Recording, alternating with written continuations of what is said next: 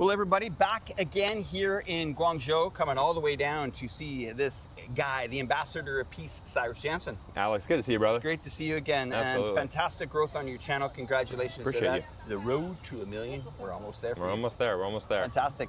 So, Cyrus, you know, every time we meet up, we always have the most interesting discussions. And I made some notes today because I've got you here. I'm going to ask you these questions because I see them always asked by some of your subscribers. Yeah. So I kind of scoured over your videos to see what they're, you know, Cyrus, we need a little bit more in-depth answer on this. All right, perfect. Here's my first one. Yeah. You know, when we look at the rise of China's like infrastructure here, you know, from the smart cities compared to, we'll say the BBB didn't really work, not the big beautiful bill, but the Build Back Better, or I'll call it Build Back Bankrupt. But is it fair to say, you know, China is building and they are the future, or is US kind of like maybe stuck right now? It's a great question, Alex. I mean, I think when you come to China, the first thing that you're going to see is the world-class infrastructure, and I think that's something that is really quite an amazing thing, because when you look at China's past, okay, and I always like to go back 50 years. Go back 50 years to the 1970s, where China at the time was one of the top 10 poorest countries in the world. And I like to reference that because a lot of Chinese sometimes don't like to say that because, hey, we don't like to say that we're poor. But I say you need to say that because it actually magnifies your story even more. You know, we're here on the river, right here in beautiful Guangzhou. We've got beautiful bridges, I mean, amazing towers, skyscrapers, office buildings, the CBD. I mean, it's incredible what's being built in these major cities. But what happens is that China is a socialist country, and they have a philosophy that the tide should raise all boats. And so, when you're building, for example, a world-class high-speed rail network, right? China has installed more high-speed rail in the last year than the rest of the world combined, right? They've installed over 40,000 kilometers of high-speed rail. In the United States, we don't have a single high-speed rail. And so what I think happens here, Alex, is that all of a sudden, that is changing the lives of everybody. And it doesn't matter, it's not changing the lives of just the rich people. It's not changing the lives of just the middle-class people. But now you can be in a Guangzhou, and you can board a high-speed train and get to Shenzhen for a couple of dollars. And that's something that affects everybody in society, from the rich to the poor and everybody in between. I think it also, again, brings family values back into line here, where some people, I'll give you an example, my mother lives away from my sister's a 9-hour car drive. Yeah. The bus line was canceled now. Yeah. The train line was canceled now. Right. The only option really is a flight or a very long drive for an elderly person. Right. Here in China, that would be probably a 30 or 45-minute solution. Yeah. People could meet halfway. Hi, Mom, let's meet in X city for lunch. Right. Or another one and as you brilliantly put, that this isn't just about the rich. Of course, some of these small communities that are in these small villages outside of these mega cities, right, they run farms, they grow mangoes, and they bring them into the local flower market or the local vegetable market, because not only are these high-speed train lines connecting big cities, they're also connecting and stopping at certain subway points where these communities are now plugged into this massive grid. Absolutely, and for China, their goal is to have every city of at least 50,000, and again, 50,000 is like a village, not even a village. I mean, it'd be the smallest little. I mean, 50,000 in China is nothing, but I mean, it would be to connect every city of at least 50,000 to the high-speed rail. So again, that's a benefit to society. And I think what's incredible, again, when I first came to China in 2007, I remember some of my colleagues, they would say, "Hey, we're going back to the village. It's a 45-hour journey on the train."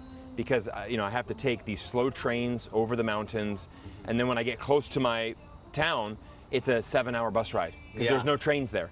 But now you talk to them and it's like, yes, I can get home in about 8 hours, right? So from 45 hours to 8 hours, because now it's all high-speed train, and now that village that needed to have a 7-hour bus ride, now it's a 30-minute, you know, high-speed rail. And so that again is how I think China has done an amazing job. And I think you have to give credit where credit is due, Alex, in the sense of you look at how these train stations are built. I mean, the world's largest train station just opened in your city, Chongqing. East Railway Station, which the aerials and the drone footage, I mean, looks amazing. So I mean, when you look at where is the world's best infrastructure being built, there's no question about it. It's in China right now. And that's why I always say on my videos, you come to China to see the future. You come to China to see where the world is going and what the future of our world will look like, because China's already living in 2050. Yeah, and they're not doing it to show off. I mean, they are using some of these engineers to go into other countries to help countries like Laos get on a system. Yeah. If anybody has been a traveler to Laos, they will know that these roads are absolutely impossible to drive on. Yeah. And the Chinese government went in there, part of the Belt and Road Initiative, said, listen, we want to help your industry. We want to help the Southeast Asian economies. We're going to help you guys build a rail line. Very, very successful.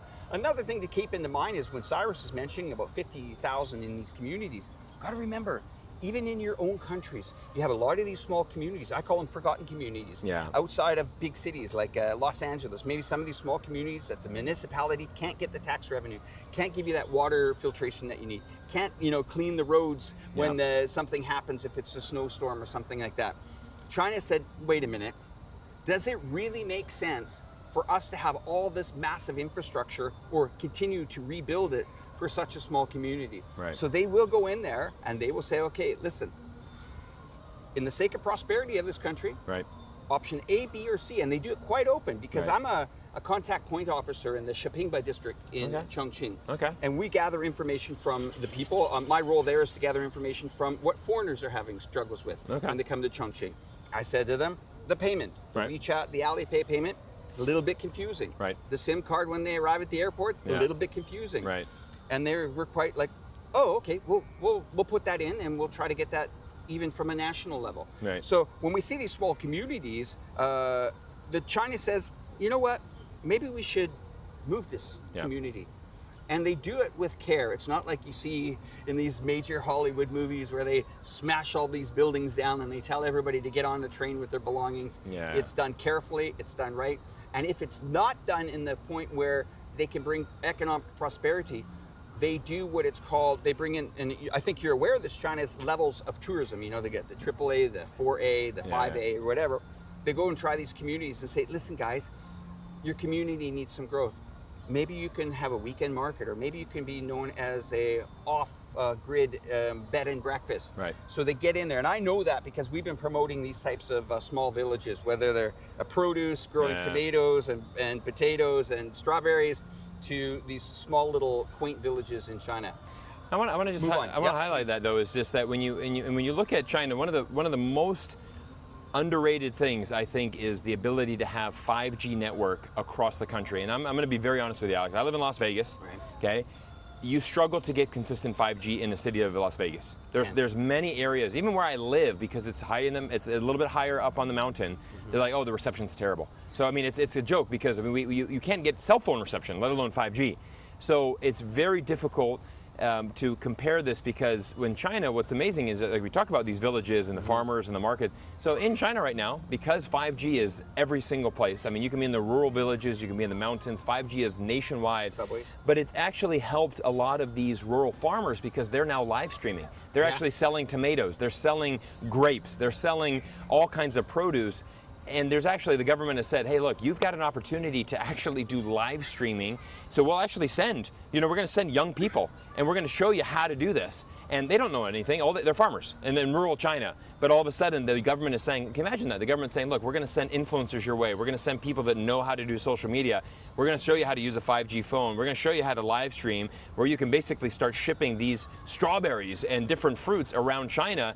And it is so popular amongst the country. And I mean, this is kind of one of those feel-good stories that you're never going to hear about in Western media. You're only going to know if you actually come and experience it, and like yourself and I, actually go travel the countryside, actually go travel all around China, talk to people, see how this country is functioning. And that's just the main thing I want people to understand in this video, is your perception of China is going to be blown away when you come here. And it really is, you're going to see these amazing stories that you just are never going to find unless you're here on the ground. And let me use that as an example again. If you wanted to go, and let's say my city of Vancouver, before I left to come to Asia, if you wanted to go to a weekend market, you'd have to go down, you'd have to go with the City Planning Commission, you'd have to get that license. What are you going to approve to sell? Then you'd have to get the company set up. How are you going to take transactions? You can't really take Visa, MasterCard. It's got to be cash-based. With the app, the power app of WeChat, you instantly, within seconds, can turn your phone into a merchant app. That's right. Where now you can start to receive money. Right. Okay.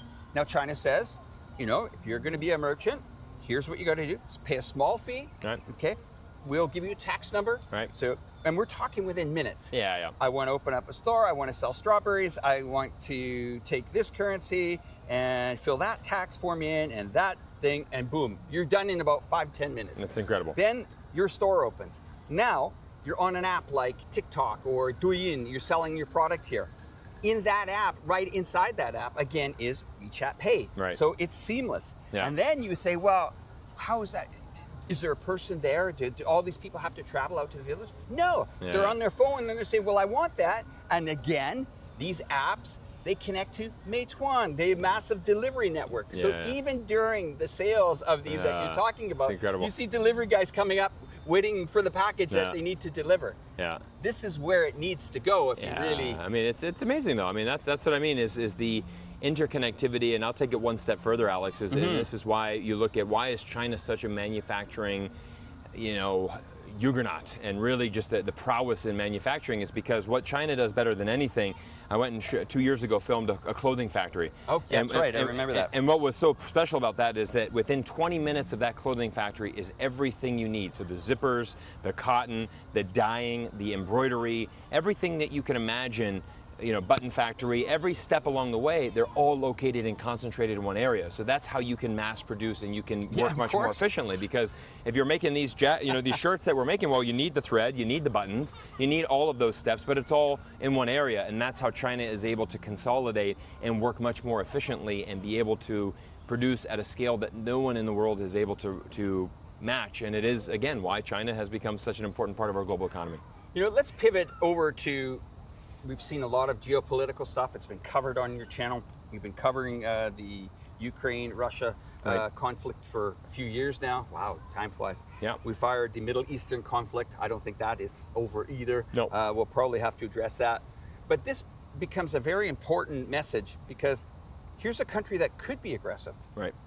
I went to the Zhuhai Air Show. I went into Weaponry 9, we'll call it massive airport hangar. Yeah. Huge. I've never seen anything so huge. And there was China showcasing its missile, Right. its drone technology. And I was with a guy that we just recently met, Zach from South. Yeah. And I said, Zach, this is a powerful arsenal. Right. And what's it for? He says, it's not for offense. Yeah. It's for defense. Yeah. We're not firing the first shot. Yeah, for but sure. if somebody's firing that shot, and if you talk to the average Chinese person, this is going to come up here. The 80th anniversary is coming up in China, is the victory of the Chinese People's War against resistance against the Japanese aggression, essentially making the end of the Second Sino-Japanese War.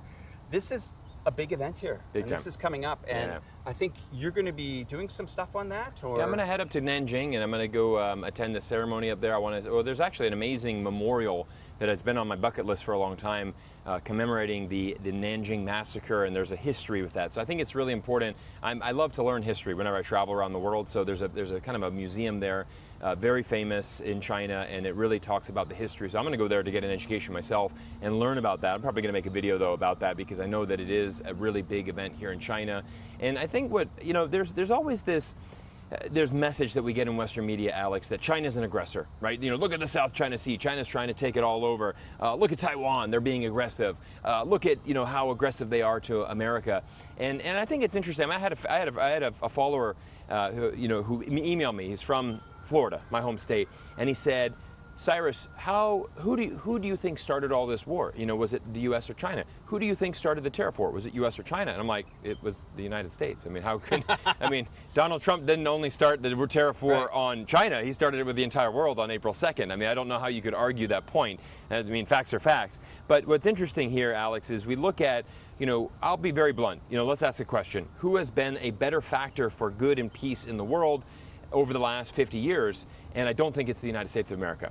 Right? I mean, I look at, unfortunately, my government and our actions in the Middle East. We have destabilized the entire Middle East. We've destabilized Libya, Somalia. I mean, we look at, bombing Iran on behalf of Israel. I mean, there's a lot of frustration in America right now. because of how much control Benjamin Netanyahu and the Israeli lobby has over our politicians. For the first time in my life, I was, on July 4th, our Independence Day, a lot of Americans are going to Twitter saying, we do not have any independence to celebrate because we are a country that is subject, we're a foreign occupied country. Israel owns us. And that was the first time in my life I've ever heard that. And so I think the tides are starting to change. We start to see, People are waking up now. But look at the history of how many government coups we've launched around the world. And again, you said, the last time that China was involved in a conflict was 1979 against Vietnam.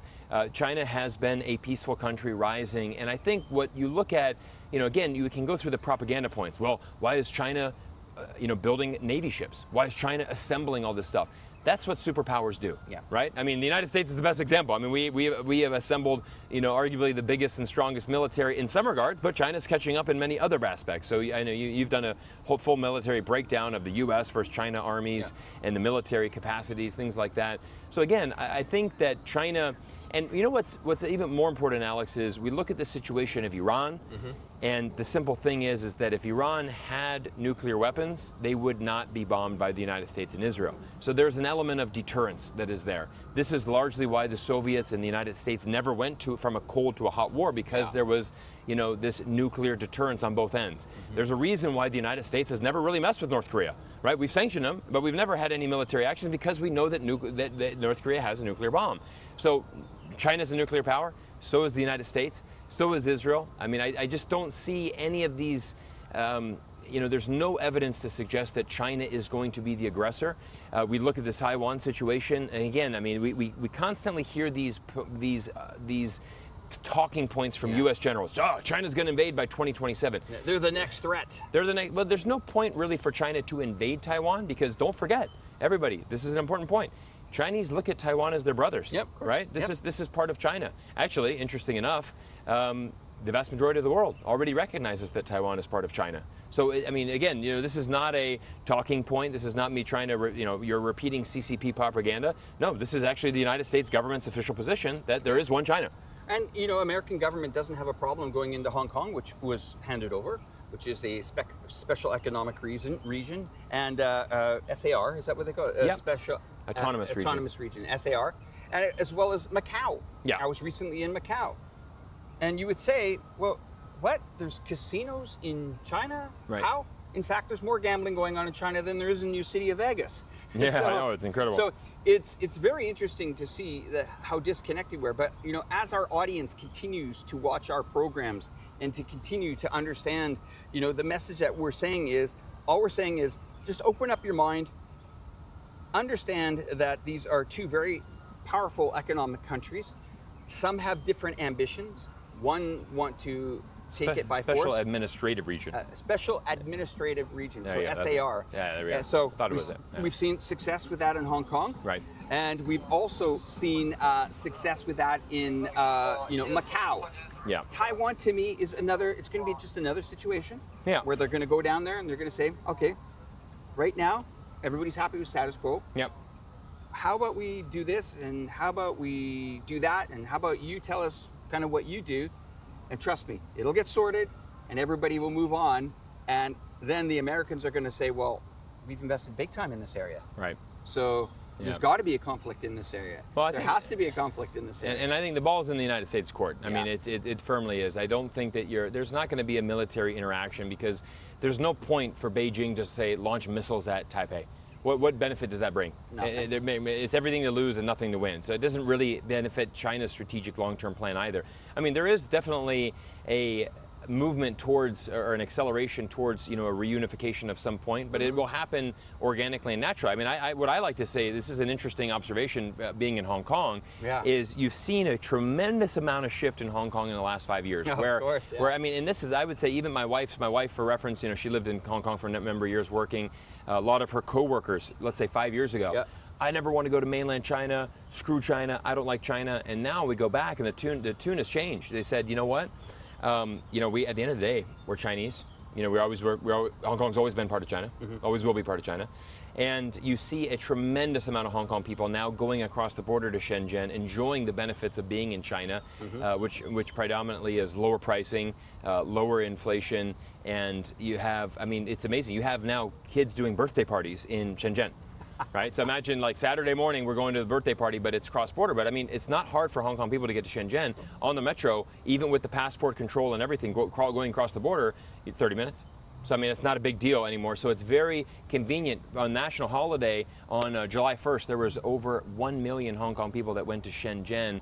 And again, wow, the restaurants are filled. You know, all of the signs in the mall, they have the Hong Kong payment system. You know, people are using WhatsApp. I mean, they're living. They are attracting a massive Hong Kong market. And so the mood has shifted a lot. Where Hong Kong and southern China are becoming more and more connected, more than ever before. And that's a big shift we've seen in the last 18 to 24 months. And this was just recently the 28th anniversary of the handover back to China. So again, I think, there's a lot of you need more perspectives and more experience, and it only comes from being on the ground here in China. And it's interesting, how the Chinese, they will bring up these important dates. Like September 3rd, 1945, Japan officially accepted Allied surrender terms. Hence the September 3rd, 2025, marking the 80 years since that moment. The last thing that I want to ask you is, we talk about BRICS to Belt and Road. China's building global partnerships. We just did a recent walk and talk about that. Yeah. While the American doubles down on the sanctions and military alliance in the U.S. is isolating itself in the world, that's shifting towards multipolarity. I mean, I consider you, I consider you the expert on this, because you've been covering this topic so emotionally, as well as educating your entire audience. And once again, if you haven't gone to Cyrus's channel, the links will be in the description below. But also, don't start on the latest video.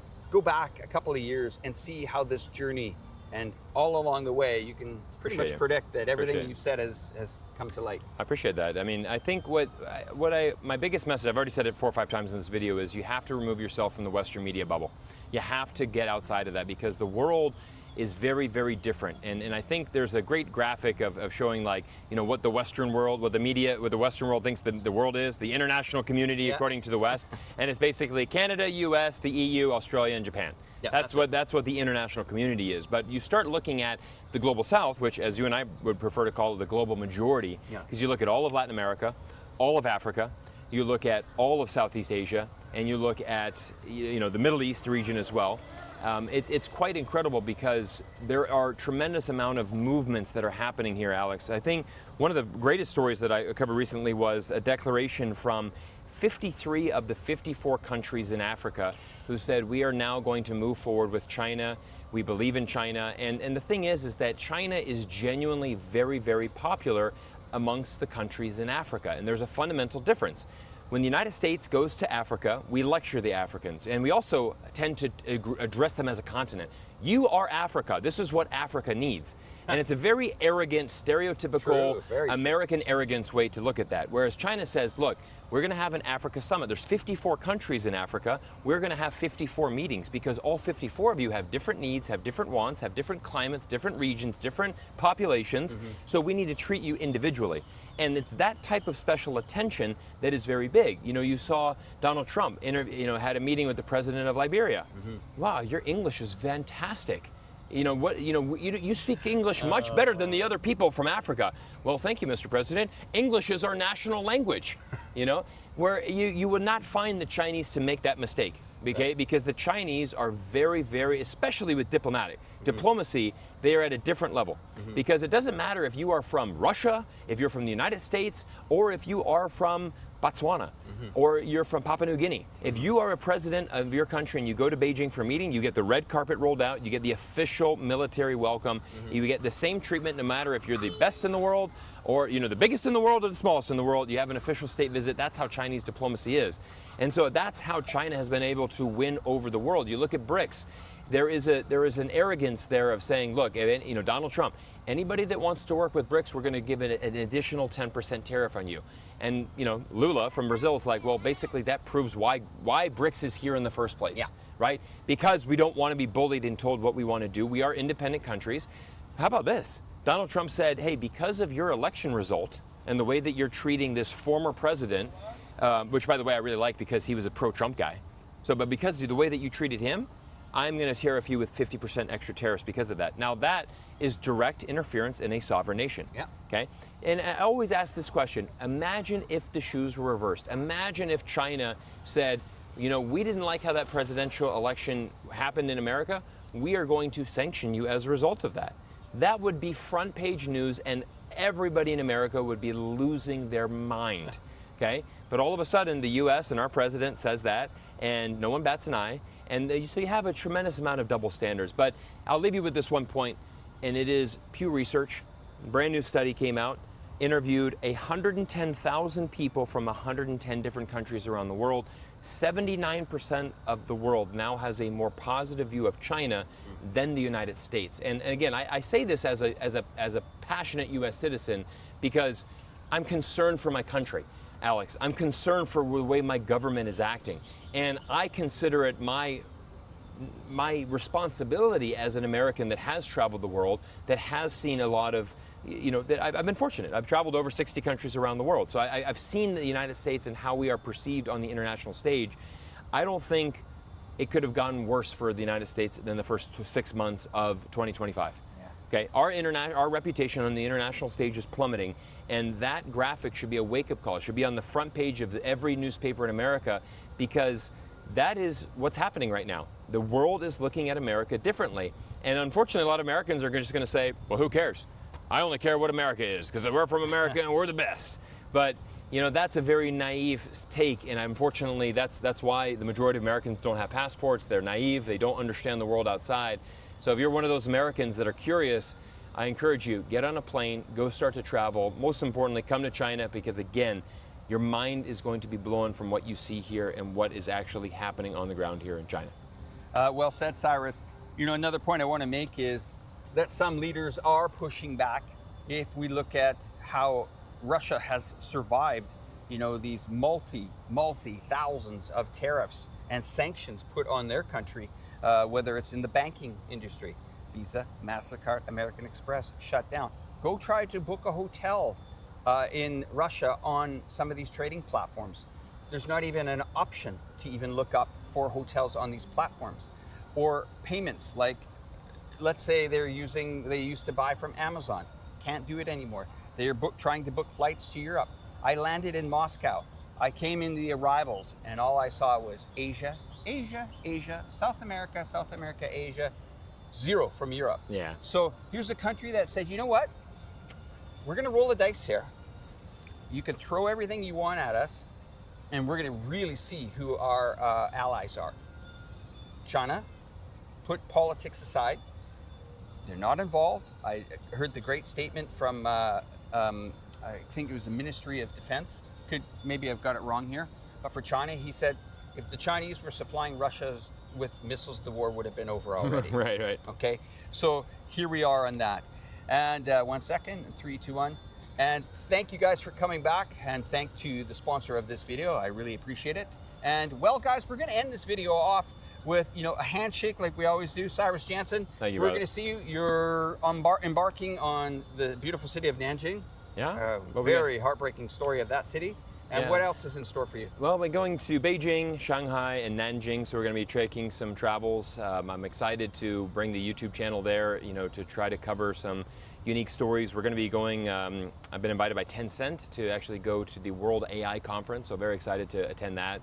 And just basically, I mean, it's a common thing I say, I come to China to see the future. I mean, that's the reason why I come back every summer, because, we have a YouTube channel that talks about geopolitics, but I don't want to be one of those fake YouTube channels that want to talk to you about China without actually stepping foot in the country. Yeah. You know, that's why I come back multiple times per year. Not a green screen. Yeah, exactly. No green screen here, guys. Let's see the thing. But I mean, you can stay in your basement and use a green screen and hate on China all you want. But what a sad world that would be.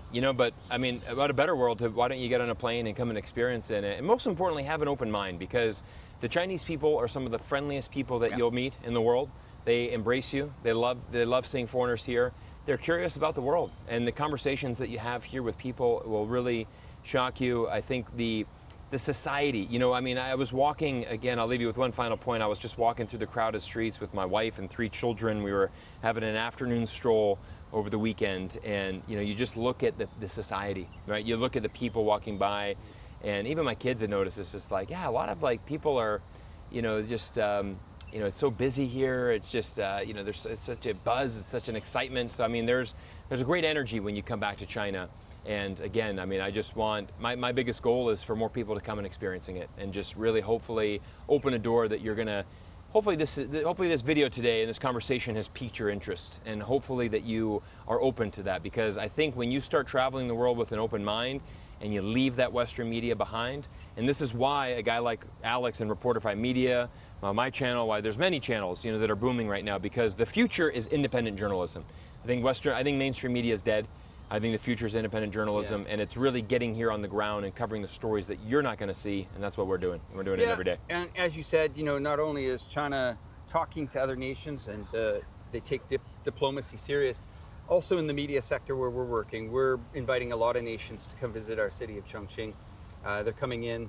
We're working together as media. We're getting our content on their channels. We're putting their content on our channels, and a lot of sharing going on there. And that's an unstoppable mission. Yeah. And we're going to continue with that. Absolutely. But anyway, guys, I'm going to cut to now probably just a nice, tranquil shot of the beautiful Guangzhou here with the building in the background and the Pearl River here. Fantastic. I'll let you guys enjoy that. Thanks for coming, Cyrus. My pleasure, brother. You guys Thank take buddy. care. Bye Thank for you. now.